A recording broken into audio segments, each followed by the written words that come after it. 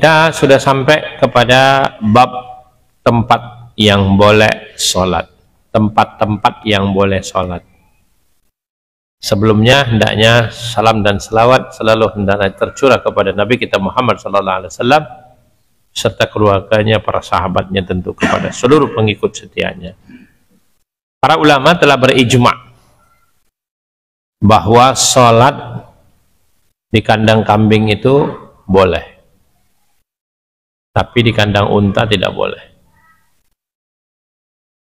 Karena Rasulullah SAW bersabda seperti itu. Sebagaimana Nabi SAW bersabda, semua bumi adalah tempat sholat kecuali 7 tempat. 7 tempat ini adalah tempat sampah, tempat pejagalan, kuburan, tengah jalan, kamar mandi, dan pertambatan unta. Ya, atau satu lagi di atas Baitullah. Kita buka hadisnya untuk menjelaskan itu. Hadis 229 sampai 231. Silakan buka Bulughul Maramnya. Kalau ijma'nya telah disepakati oleh seluruh jumhur, tempat tambatan kambing atau kandang kambing itu boleh dipakai sholat. Tapi sebaliknya tempat tambatan unta tidak boleh. Nah, makanya ada perbedaan ya. Kalau makan daging unta harus wudhu lagi, sementara kalau makan daging kambing tidak perlu wudhu ya. Tapi kita baca ini dulu, silakan ya. 229 sampai 231 ya.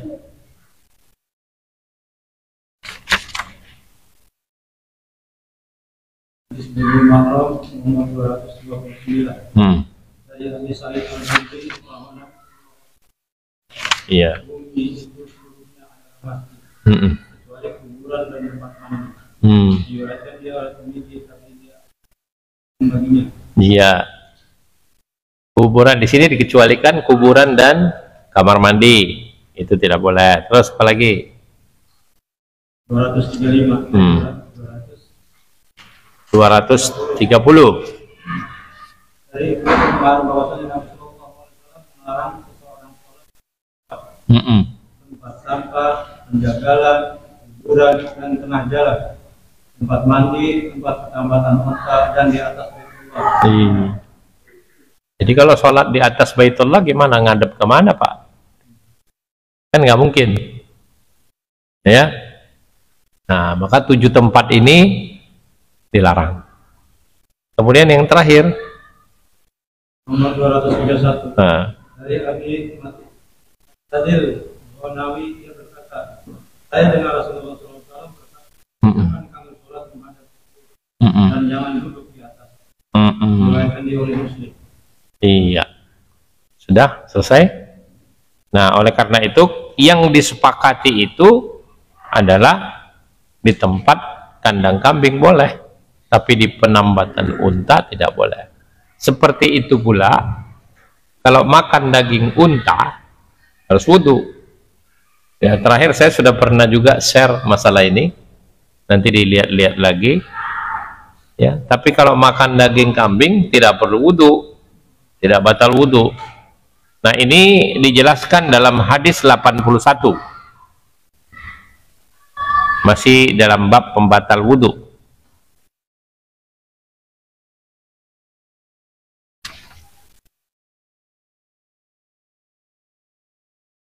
Di awal-awal ada babnya pembatal wudhu.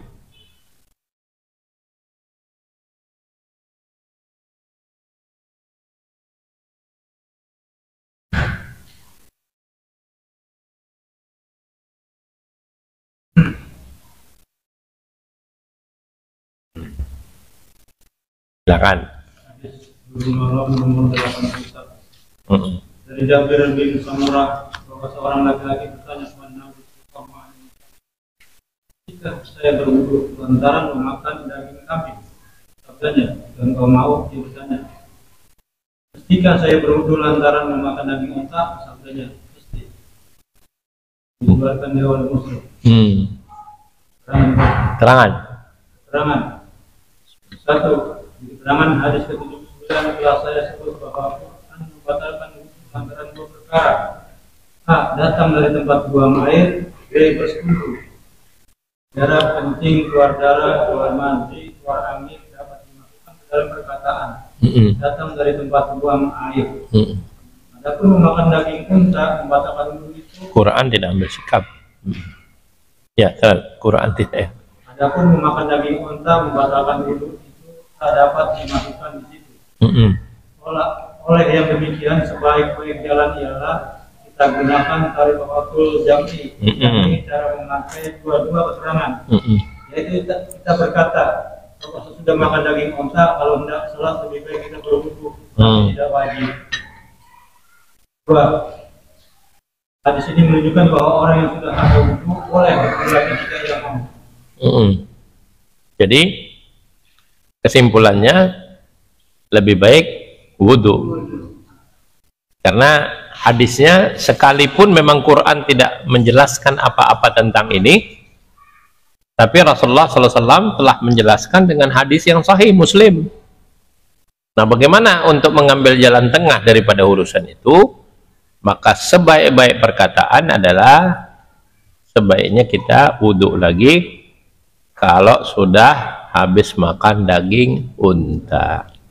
Pernah makan daging unta? Oh. Hah? Yang pernah siapa? Iya. Iya. Teksturnya seperti sapi, rasanya seperti kambing. Ya. Kita juga baru-baru ini makan. Setiap kalau ya enggak setiap juga sih, ada sebagian paket kalau kita umroh itu memang dibawa ke tempat nasi unta. Iya ya, kemarin dapat ya. Ya, tapi kita sudah tahu hukumnya. Maka kalau sebaik-baiknya, karena Rasulullah SAW bersabda dalam hadis Muslim, setelah makan daging unta sebaiknya berwudu. Baik. Sekarang masuk kepada ijma' yang kedua. Ya. Ijma' yang kedua ini seluruh ulama sepakat akan gugurnya kewajiban sholat dari wanita haid dan nifas. Ya, tidak ada ikhtilaf. Semua ulama sepakat. Kita sedang berbicara ijma', ya. Maka siapa yang membantah ini berarti dia keluar daripada kesepakatan jumhur. Ya. Yang namanya wanita haid dan nifas tidak boleh sholat sebelum mereka bersuci, ya, baik ayat maupun hadis Rasulullah SAW. Sekarang kita buka hadisnya dulu. Hadis 158. 158.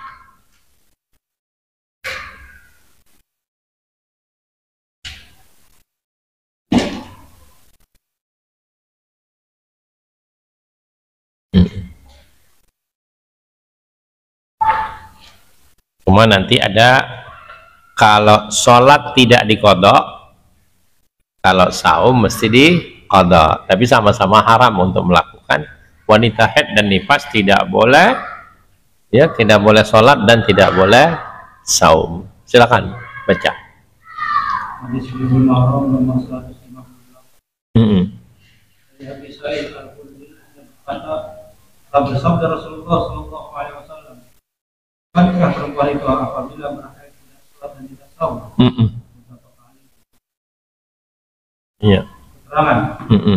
Hadis ini menunjukkan bahwa perempuan yang haid tidak wajib sholat dan tidak wajib saum.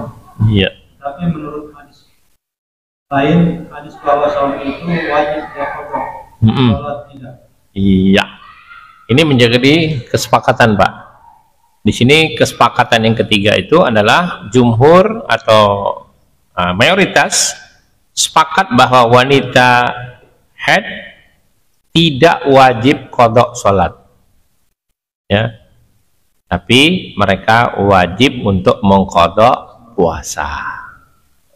Hadisnya satu, tapi persoalannya ada dua hal yang sudah sekaligus yang telah menjadi ijma' di sini. Sepakat bahwa wanita tidak wajib untuk mengqadha salat yang mereka tinggalkan di masa haid, dan sepakat bahwa wanita wajib mengqadha puasa yang mereka tinggalkan di masa haid tersebut. Ya Pak ya. Kemudian yang kelima, mereka sepakat bahwa wanita yang nifas wajib mandi ketika dia suci.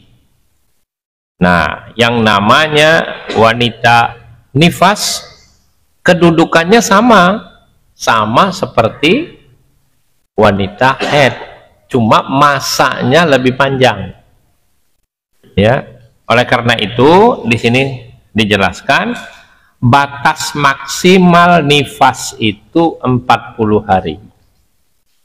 Kalau lebih dari 40 hari darah masih keluar, nifas sudah diketahui oleh kita bahwa wanita yang habis melahirkan. Ya, nifas itu setelah melahirkan. Kalau sebelum melahirkan itu belum masuk, itu masih ada ikhtilaf, bukan menjadi ijma'. Ini yang sedang kita bahas adalah ijma', yaitu nifas itu kata Rasulullah SAW maksimalnya 40 hari. Tapi bagaimana kalau sebelum itu sudah henti darahnya? Ya, mungkin baru 20 hari darah sudah berhenti, maka dia wajib mandi dan wajib sholat. Ya, semasa haid dan nifas sama kedudukannya, tidak boleh, ada beberapa tadi kan, tidak boleh sholat, tidak boleh puasa, tidak boleh disetubui sampai mereka suci, kata Allah. Nanti kita baca ayatnya juga. Kita baca hadisnya 161 dan 162.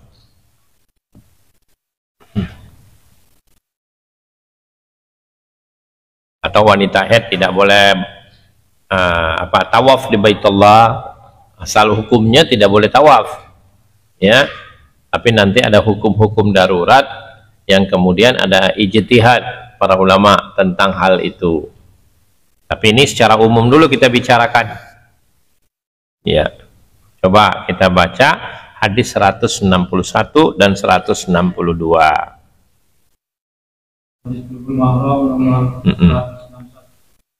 Dari Umi Salamah, ia berkata, adalah perempuan-perempuan nifas di zaman Nabi Sallallahu Alaihi Wasallam duduk tidak sholat, tidak beranak 40 hari. Membayarkan dia oleh Imam Sahih Nasai dan Nabi. Iya. 162. Dan pada satu lafaz baginya, dan Nabi Sallallahu Alaihi Wasallam tidak perintah dia mengqadha sholat semasa nifas, dan disahkan dia oleh hakim. Sama, tidak diperintah untuk mengqadha salat waktu nifas, karena kedudukannya sama seperti wanita haid. Ya, batas maksimalnya ada keterangan nggak? Ada, silakan. Keterangan satu, ada beberapa riwayat tentang perempuan habis beranak tidak sholat 40 hari dan tidak mengqadhanya. Walaupun hadis-hadis itu lemah, tetapi sebagiannya menguatkan sebagian, hingga dapat dijadikan alasan. Demikianlah pendapat sebagian dari ulama hadis. Kedua, tahuilah bahwa 40 hari itu waktu nifas yang sebanyak-banyaknya.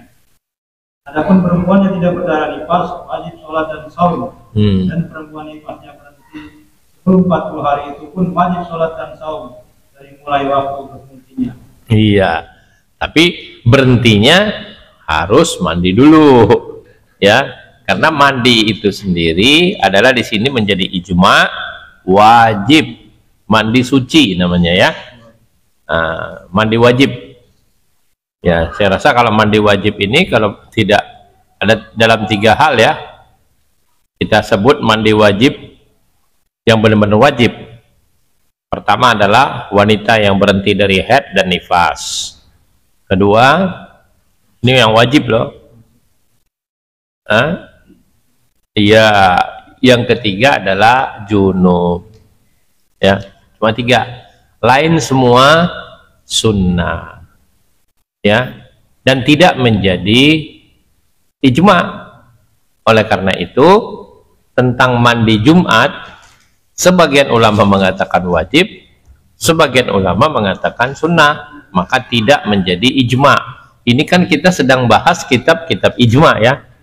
Nah, maka apa yang sudah menjadi ijma tidak boleh ya, tidak boleh kita berbeda.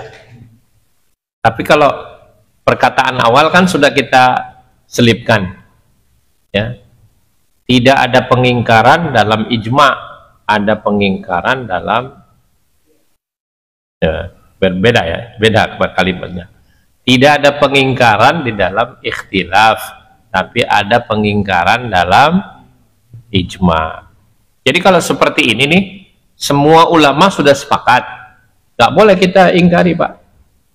Maksudnya kita tidak boleh berbeda, ya, harus ijma, namanya kesepakatan. Karena hukum ijma itu sendiri dalam Islam itu menjadi salah satu hukum, ya. Ijma, kias, ada lagi kias kan. Kalau kias butuh penjelasan yang lebih luas, tapi ini kita bicarakan masalah ijma dulu. Tapi kalau ada perbedaan pendapat, ya kita harus saling menghargai. Tidak boleh kita berkeras, ya, tidak boleh kita berkeras, karena memang di kalangan ulama saja ada perbedaan pendapat.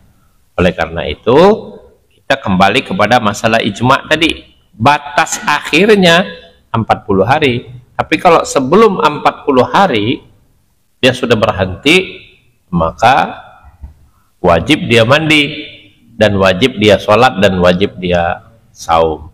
Cuma yang menjadi ijma tadi, saumnya yang diqadha, sholatnya tidak diqadha. Tidak ada satupun riwayat yang mengatakan bahwa wanita-wanita yang haid atau nifas di zaman Rasulullah SAW disuruh qadha oleh Rasulullah SAW.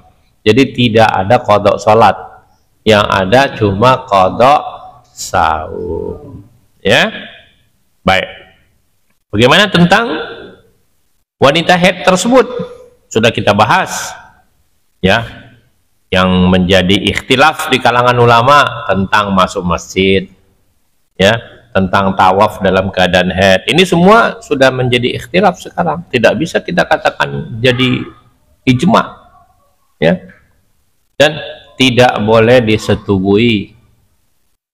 Sebagian ulama mengatakan kalau sudah terlanjur disetubui, kita dianjurkan untuk bersedekah setengah dinar. Tapi itu dibantah, ya. Sebagian masih bergulir masalah ini, tapi sebagian lagi langsung membantah dengan ayat. Karena dalam surat Al-Baqarah ayat 222 Allah dengan tegas mengatakan tidak boleh disetubui sampai mereka suci.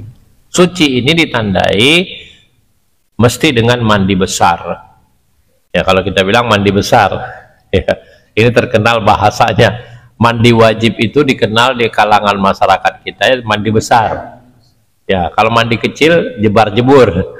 Tapi kalau mandi wajib ya ada syarat-syaratnya, ya. Nah, oleh karena itu kita bisa buka dulu hadisnya 157.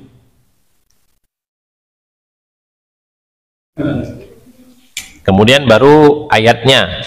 Maka tidak dikatakan ijma.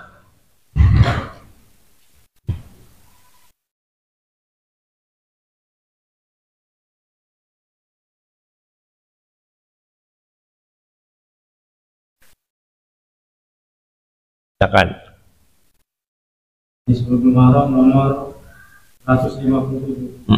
Dari Ibnu Abbas dari Rasulullah SAW tentang orang yang beli istrinya pada harinya dalam haid, tandanya dia mesti bersedekah 1 dinar atau setengah dinar. Terangan dulu.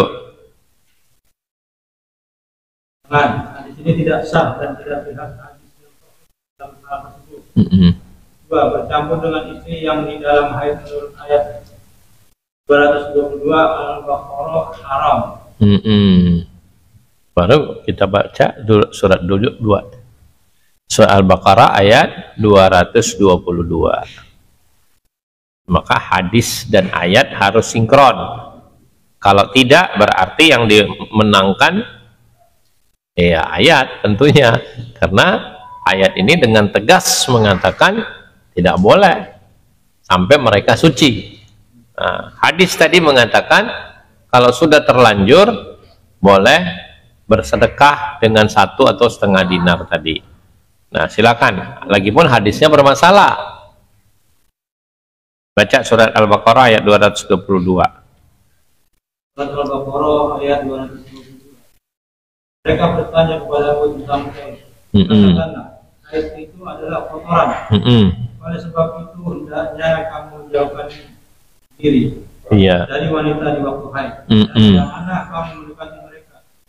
Mereka suci. Apabila mereka telah suci, maka campurilah mereka itu di tempat yang diperintahkan Allah kepadamu. Sesungguhnya Allah menyukai orang-orang yang taubat dan menyukai orang-orang ya kan? Di sini kan ada footnote-nya yang 138, coba dibaca. Adalah sesudah mandi, ada pula yang menafsirkan sudah berhenti dari luar. Iya, yang rajih itu setelah mandi. Karena suci itu ditandai dengan mandi. Ya, kecuali kalau hari atau masa haidnya sebagaimana yang dulu saya sudah jelaskan. Ya, waktu-waktu tertentu sebenarnya kebiasaan wanita haid itu sudah tahu. Tapi di luar kebiasaan itu masih keluar darah, maka tidak dianggap. Tapi kalau masih di dalam masa med, walaupun dia sudah berhenti, umpama 3-4 hari, ya, berhenti. Padahal kebiasaan wanita ini mensnya boleh jadi 7 hari. Maka kalau dalam waktu sebelum 7 hari itu darah keluar, itu masih dihukumi darah mens, darah head. Ya, mens bahasa kita. Kalau head bahasa yang sudah dikenal lebih luas. Tapi kalau sudah kebiasaan wanitanya di atas 7 hari dia masih keluar, itu sudah tidak dianggap darah head. Nah, bagaimana kalau terus-menerus keluar? Sudah kita pernah bahas, itu lain lagi namanya, ya, darah isti'adah. Isti'adah itu terus-menerus keluar. Nanti kalau kurang puas bisa ditanyakan, ya. Nah, bagaimana tentang hal ini? Ya, tidak boleh bersetubuh, tapi yang lain-lain boleh. Tidak boleh tawaf, ya. Hukum asalnya sebenarnya wanita haid itu tidak boleh tawaf loh. Cuma nanti ada ijtihad ulama itu bagaimana nanti kalau ada kesulitan-kesulitan yang sangat, ya, yang tidak mungkin tidak, ya. Ada beberapa ulama sekarang kontemporer menghukumi ya darurat sekali. Kalau rombongan sudah mau meninggalkan kota Mekah dan dia belum melakukan tawaf, ya mau tidak mau, tapi ini semua masih hasil ijtihad. Tapi hukum asalnya dulu kita lihat. Hukum asalnya itu Rasulullah SAW bersabda tidak boleh tawaf di Baitullah, sebagaimana hadis 159.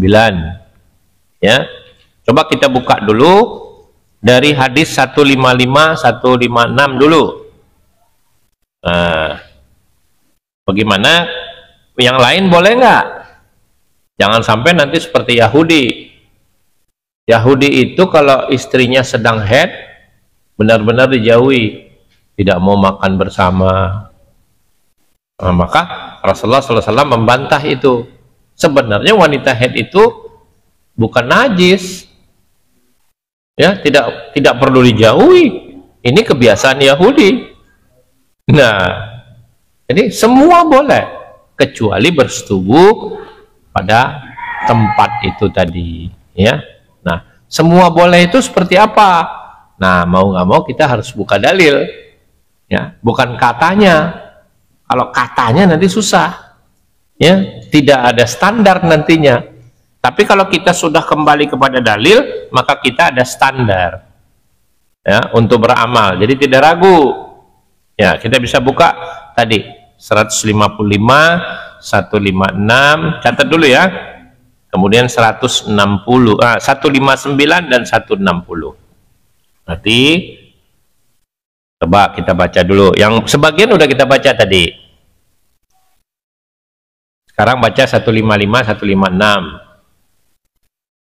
Yang lain mencatat apa-apa yang sudah menjadi ijma, ya jangan kita bantah. Tapi kalau itu tidak menjadi ijma, masih ada ikhtilaf, ya kita jangan buru-buru kita ingkari. Oh, tunggu dulu, gitu. Kamu bukan ulama, gitu. Ayo, silakan. Di permohonan nomor 155.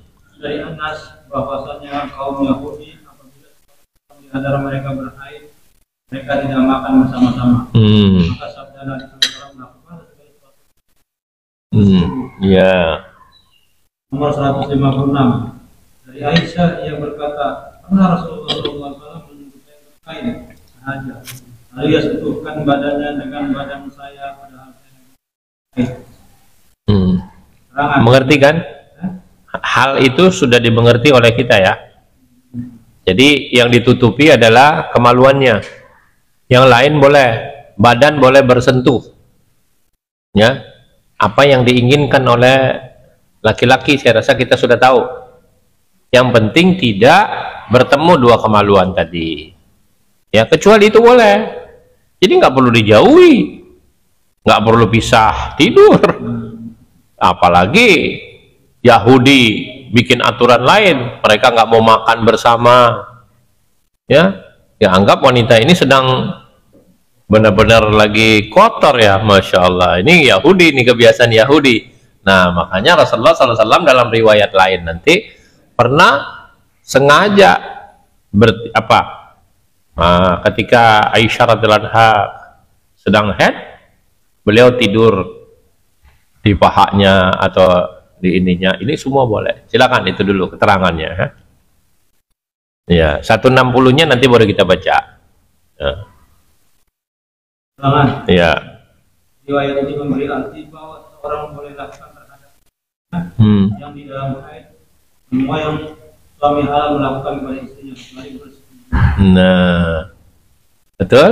Semua boleh kecuali bersetubuh pada kemaluannya. Itu yang tidak boleh tadi. Ayat sudah kita baca juga.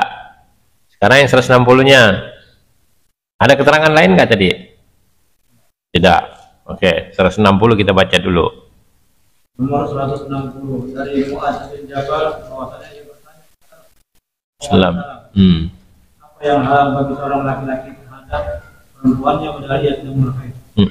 Maka sabdanya, apa yang di atas haid diriwayatkan oleh Abu Daud. Iya. Ada keterangan? Keterangan. Hadis ini sungguh lemah, tapi maknanya sesuai dengan hadis 156. Tadi kan sudah kita baca 156 di atas kain. Makanya kalau Rasulullah SAW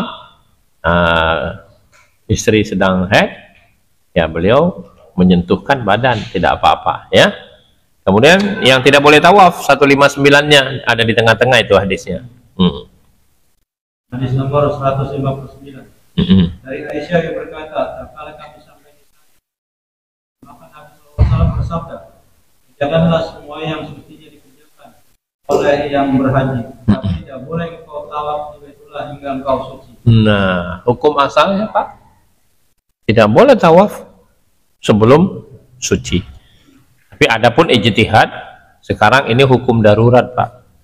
Ya, hukum-hukum darurat ini karena begitu sulitnya untuk hal-hal seperti itu, udah sangat darurat kalau kita bilang ya. Kalau sudah sangat darurat, apa boleh buat? Hukum darurat kan boleh menerjang larangan ya Pak ya, tapi tidak didaruratkan. Hati-hati, tidak didaruratkan dengan sengaja, tapi memang benar-benar ada kesulitan. Masakah itu sendiri kesulitan yang sangat amat, baru boleh mengambil dalil darurat ya. Kemudian ada bab lain di tengah-tengah ini, bahwa ulama sepakat bahwa jika ada anggota tubuh ya, hewan ternak seperti kambing, unta, dan sapi terpotong dalam kondisi hewan itu masih hidup, maka potongan tubuh itu adalah bangkai.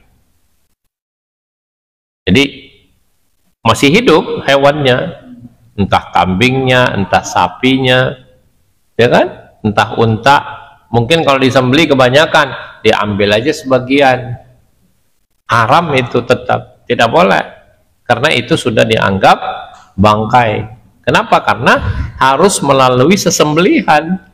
Kalau mau dimakan ya harus disembelih, bukan diambil sebagian. Ya, bisa saja toh, mungkin bagian pahanya dipotong, ya toh nggak mati juga kan kambingnya, atau lain-lain lah seperti unta atau sapi. Ini haram hukumnya, tetap itu dihukumi bangkai, ya tidak boleh, karena sesembelihan itu ada khusus. Nanti kita baca sekalian hadisnya. Yang ketujuh, mereka bersepakat akan bolehnya memanfaatkan bulu dan kulit dari hewan-hewan di atas jika dia mengambilnya dari hewan itu ketika hewan itu masih hidup.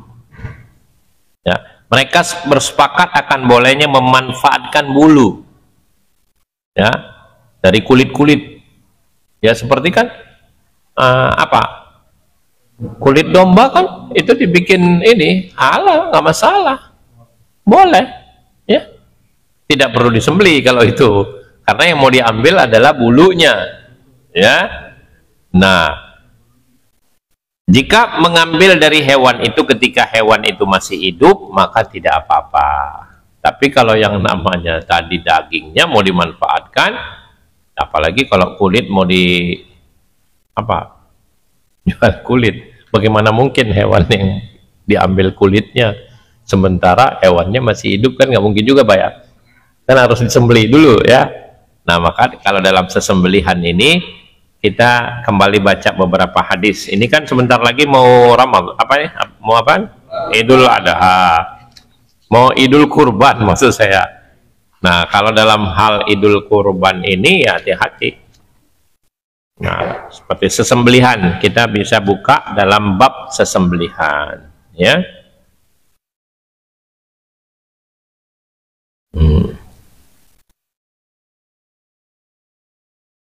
Ya.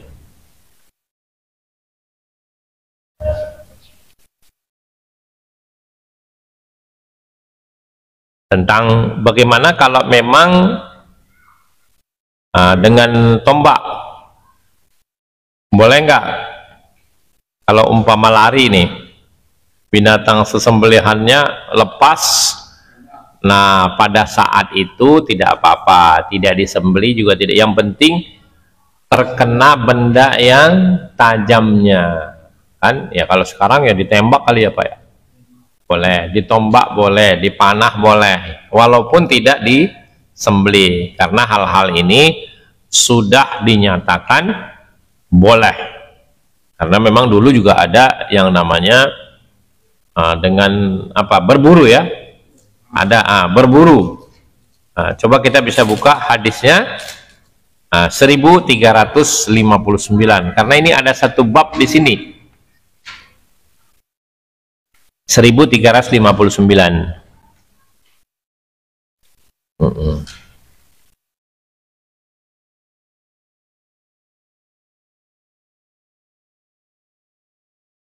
Kita akan baca. Nomor 1359. Iya. Dari Adi yang berkata, saya bertanya kepada Rasulullah Shallallahu Alaihi Wasallam dari hal hubungan dengan mi'raj. Iya. Maka sabdanya, apabila dapat engkau mengenakan dengan ujung tombak, makanlah. Iya. Engkau mengenakan dengan badannya, lalu ia bertubuh yang demikian mati di kubur, dan janganlah engkau makan dia. Iya. Jelas kan? Kalau terkena bagian tajamnya, kalau tombak, berarti dia mati dalam keadaan tertusuk benda tajamnya. Itu boleh kau makan. Tapi kalau umpama tidak ada tanda-tanda terkena benda tajamnya itu, ujung ini, berarti dia mati terpukul, bukan mati tertombak, bukan mati tertembak. Kan ada tombak, ada tembak, Pak. Dulu nggak ada tembak loh, Pak. Dulu adanya tombak. Tapi kalau sekarang boleh ditembak juga boleh, ya, halal. Cuma ketika menembaknya harus tetap dengan basmalah, atau ketika menombaknya dulu belum ada hal-hal seperti ini. Ketika menombak, memanah, atau melepaskan anjing, kan ada anjing pemburu, ya. Nah, ini semua ada aturan-aturan dalam masalah berburu. Kita bisa baca hadis sebelumnya 1358 dan setelahnya 1360. Tadi kan di tengah-tengah. Nah, satu hadis sebelumnya dan satu hadis setelahnya. Baru kita insya Allah tanya jawab. Cukup. Bulughul Maram nomor 1358. Dari Adi bin Hatim dia berkata, telah bersabda Rasulullah SAW, apabila engkau lepaskan anjing sebutlah nama Allah atasnya. Jika ia tanggap bulan untukmu dan engkau dapati dia, pilihlah dia. Dan jika engkau dapati dia telah terbunuh oleh anjing itu, tetapi ia tidak makan daripadanya, bolehlah engkau makan dia. Tuh, ada aturan. Terus. Dan jika engkau dapati bersama anjingmu satu anjing lain yang buruan itu telah mati, janganlah engkau makan dia, karena engkau tidak tahu yang manakah dari dua itu telah membunuhnya. Dan jika engkau lontarkan panahmu, sebutlah nama Allah Ta'ala. Jika hilang ia daripadamu satu hari dan engkau tidak temukan padanya melainkan bekas panahmu, makanlah jika engkau mau. Dan jika engkau dapat dia tenggelam di air, janganlah engkau makan dia. Begitu lengkap sudah. Jadi umpama kita melepaskan anjing buruan, ya, tahu-tahu kita begitu dekati ada anjing lain. Sebegitu hati-hatinya Islam mengajarkan, ya, khawatirnya bukan anjing yang kita latih itu yang bunuh, karena ada anjing lain ini. Jangan-jangan anjing itu yang bunuh, maka jangan kau makan. Umpama memanah, tiba-tiba setelah sehari bertemu ada bekas panahannya kita, itu halal, tapi selama itu tidak kecemplung di air, ya. Tentu ya kita punya naluri akal sehat. Kalau sudah membusuk, makanya tolong ini diperhatikan, yang dimaksud bangkai oleh Allah itu bukan bangkai yang sudah membusuk, Pak. Kalau yang sesuatu daging yang sudah membusuk, saya yakin akal ini juga sudah menolak, Pak. Nah, ada nggak yang mau makan bangkai yang sudah busuk? Tidak ada. Makanya yang namanya bangkai itu masih segar, tapi sudah mati terpukul, ya. Karena itu kata Rasulullah SAW, kalau kau lihat dia terkena benda tajam tadi dan sudah sehari, ya belum membusuk, makanlah, ya. Tapi kalau sudah jatuh ke air, itu ada aturan tidak boleh dimakan. Wallahu a'lam, ya. Karena ini aturan yang tidak bisa kita sembarangan membuat, nggak apa-apa kan, yang penting, apalagi sekarang ini yang dikatakan tiren itu tuh, atau apa, umpama kita pernah jalan ke Muara Gembong dulu, ya, sama Bang Jaya apa sama siapa ya dulu, ketabrak kambing, ya. Semestinya itu boleh dimakan, lagi belum habis nafasnya itu disembelih, itu halal, kecuali engkau sempat menyembelihnya, kata Allah. Tapi kalau sudah diem, sudah mati, walaupun baru matinya, itu sudah bangkai. Jadi tolong ini diperhatikan, yang disebut bangkai itu bukan yang sudah membusuk. Kalau yang sudah membusuk, siapa pula yang mau makan itu, ya. Jadi yang dikatakan bangkai itu yang mati terpukul, tercekek, ya, tertanduk. Ini kan lengkap banget, sekaligus panjang ini untuk mencukupi waktu kita bisa baca surat 5 ayat 3 dan 4. Ayat 4-nya itu adalah tata cara melepaskan hewan buruan. Sampai begitu ya. Jadi dengan bismillah. Nah sekarang kita tidak pakai hewan buruan, tentu dengan hal-hal lain, entah itu bedil, apa bedil benar Pak ya? Ya tembakan kan, kalau orang kampung bilang bedil ya Pak ya. Ya maksudnya tembakan atau itu halal, tidak apa-apa kalau memang dia benar-benar mengenai. Ya baik, itu kita baca ayatnya. Atau satu hadis lagi yang mau saya baca, 1362.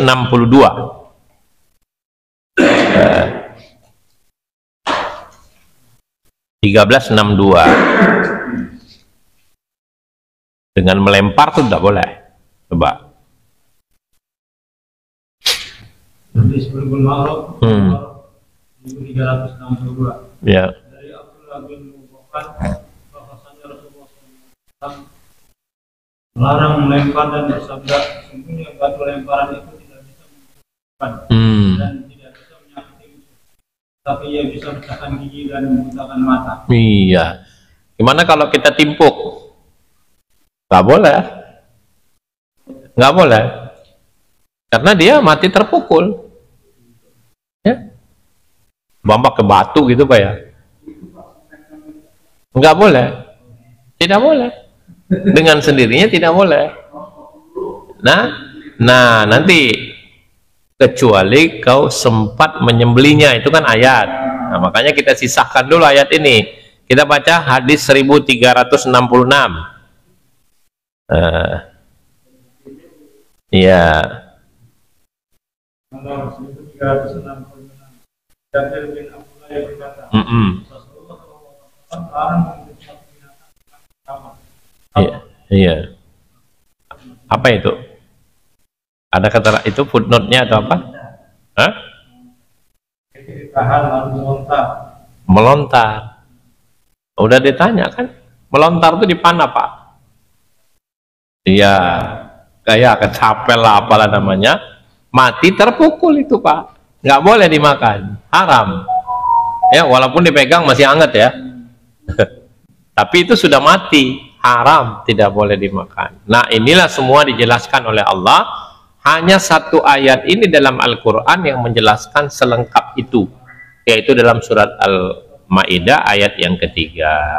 Itu yang satu-satunya ayat saya bilang ya. Lain semua kan hanya mengatakan bangkai. Nah bangkainya ini mau saya jelaskan, bukan bangkai yang sudah membusuk tadi, tapi bangkai yang sudah terjadi karena beberapa hal tadi. Silakan Pak. Al-Maidah. Ya. Sama ayat 4-nya sekalian masalah berburu tadi ya. Diharamkan bagimu memakan bangkai darah. Bangkai darah. Daging hewan yang disembelih atau nama selain Allah. Yang tercekik, yang dipukul, yang jatuh, yang ditanduk, dan yang macam buah. Kecuali yang sempat kamu menyembelihnya. Iya. Dan diharamkan bagimu yang disembelih untuk berhala. Dan diharamkan juga mengundi nasib dengan anak panah. Mengundi nasib dengan anak panah itu adalah kefasikan pada hari itu. Iya. Orang-orang kafir telah putus asa untuk mengalahkan agamamu. Sebab itu janganlah kamu takut kepada mereka dan takutlah kepadaku. Iya. Pada hari itu telah kusempurnakan untuk kamu agamamu dan telah kucukupkan kepadamu nikmatku. Iya. Dan telah meridhoi Islam itu jadi agama bagimu. Maka barang siapa terpaksa karena kelaparan tanpa sengaja berbuat dosa, sesungguhnya Allah Maha Pengampun lagi Maha Penyayang. Iya. Saya pengen keterangan yang ada pada 395. Satu itu aja dibaca. Yang lain nggak usah. Ialah binatang yang tercekik, yang dipukul, yang jatuh, yang ditanduk, dan yang tidak, dan yang diterkam binatang buas adalah halal kalau sempat disembelih sebelum mati. Halal dimakan semua itu kalau masih sempat disembelih, berarti masih dalam keadaan hidup, belum mati. Tapi kalau sudah mati, walaupun baru matinya, tetap haram karena itu matinya terpukul, tercekik, ya. Tercekik kan bisa aja kan, entah pakai tali gitu, dia lari tapi kecekek gitu, mati gitu, itu nggak boleh dimakan, ya. Apalagi kalau ayam cekek, lebih tidak boleh lagi. Wah, tiren itu, apalagi mati kemarin katanya, ya. Jangan kata sampai kemarin, Pak. Istilahnya tadi aja sudah kita jelaskan, begitu baru mati, udah nggak bergerak, tidak sempat disembelih, maka haram dimakan. Ya, itulah. Ini ayat, tidak boleh kita sampai mengabaikan. Kalau enggak, wah bahaya ini ke tubuh kita. Makanan itu bisa menjadi asupan-asupan setan, gitu ya. Bagaimana kalau orang-orang yang di luar kita yang makan, nah katanya itu Pak, katanya sih kalau, ya katanya kalau ayam cekek itu lebih enak daripada ayam sembelih, karena darahnya nggak keluar ya. Nah ini Pak RT pernah dengar ya, tapi nggak pernah makan insya Allah. Iya, iya, baik. Sekarang kita, ya. Oh, kalau itu nanti itu ada pengkhususan. Nanti masalah lele itu kita bahas belakangan. Ini hewan yang kaki 2 dan kaki 4. Ya, kaki 2 tentu ayam, bebek, burung, ya. Kalau kaki 4 ya kambing, sapi, apalagi rusa, ya, kijang, apalah rusa, kuda, ya kan sudah kita bahas halal ya. Baik, sekarang yang ayat 4-nya kita selesaikan dulu. Silakan ayat 4. Al-Maidah ayat 4. Mereka menanyakan kepadamu apa yang dihalalkan bagi mereka, katakanlah dihalalkan bagimu yang baik-baik dan buruan yang ditangkap oleh binatang yang telah kamu ajar dan melatihnya untuk berburu. Iya. Kamu mengajar menurut apa yang telah diajarkan Allah kepadamu, maka makanlah dari apa yang ditangkapnya untukmu. Dan sebutlah nama Allah atas binatang buat itu. Iya. Oh. Dan bertakwalah kepada Allah amat besarnya. Iya. Sebutlah nama Allah ketika melepaskan. Itu ada footnote-nya nggak? Ada. 401. Di waktu melepaskan binatang buas itu disebut nama Allah sebagai ganti binatang buas itu di waktu binatang buruan. Iya, kan nggak mungkin binatang buruan yang nyebut, tentu yang melepaskan yang menyebutnya, ya. Bismillah atau Bismillahi Allahu Akbar, ya. Nah, adapun yang namanya bangkai ikan itu beda, ya, itu halal dimakan, Bapak, ya. Karena 2 bangkai yang halal dimakan, itu bab makanan, kita bisa buka. 2 bangkai ini adalah belalang dan ikan, itu nggak perlu disembelih Pak. Ya bagaimana untuk mematikan ikan tersebut? Ya kita sebenarnya kalau taruh aja di luar sih dia mati, tapi kita kan pengen buru-buru, jangan langsung hidup-hidup digoreng, itu nggak boleh. Ya mau tidak mau dengan cara diketok dulu, ya. Coba kita bisa buka hadisnya. Ini khusus sudah dipertanyakan dan ini kita harus selesaikan, ya. Ini masuk kepada bab makanan nih. Silakan dibuka hadis. Ada 2 bangkai dan 2 darah ya, ini nanti ada. Hadis 15 dulu Pak. Hadis 15.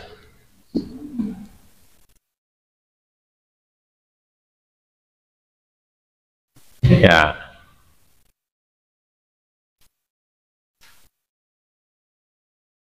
Hadis 15 awal.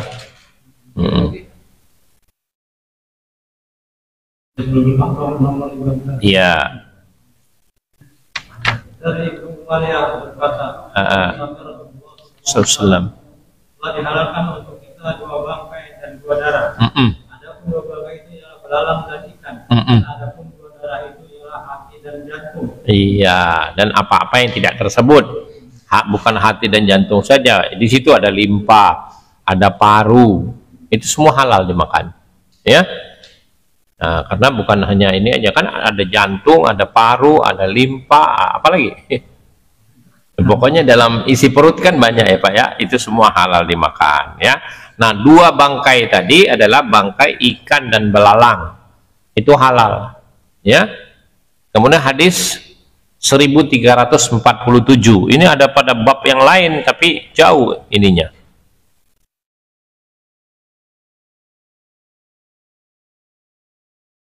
Atau ya biar itu dulu deh, nanti balik lagi soalnya balik ke depan lagi mau dibaca satu hadis lagi. 47 hadis nomor 1347. Abi Aufa yang berkata, kami pernah berperang bersama Rasulullah SAW di peperangan yang padanya kami memakan belalang. Iya, jadi belalang itu pada masa Nabi sudah dimakan Pak ya, dan itu halal ya.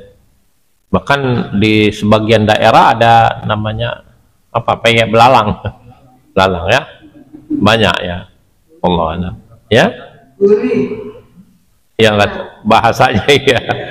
Nah, kemudian kembali lagi ke depan hadis 17 tadi, daging yang diambil dari hewan ternak yang masih hidup, ya bangkai juga itu namanya. Bangkai tetap disebut bangkai. Jadi bangkai itu bukan mesti yang sudah membusuk ya. Iya. Baik. Iya.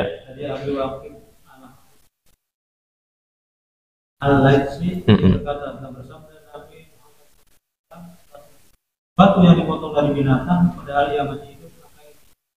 Bangkai itu juga disebut bangkai. Baik, segitu dulu.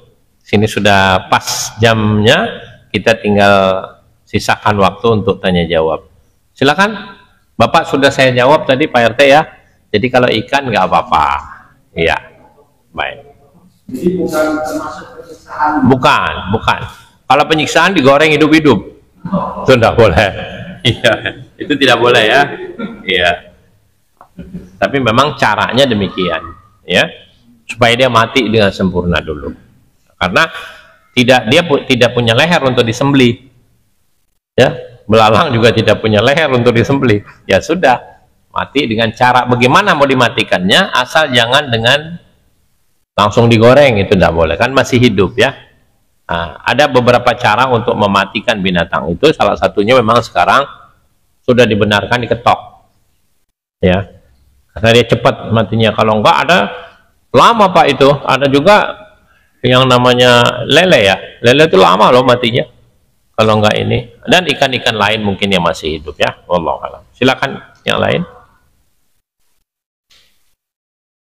silakan yang mau tanya.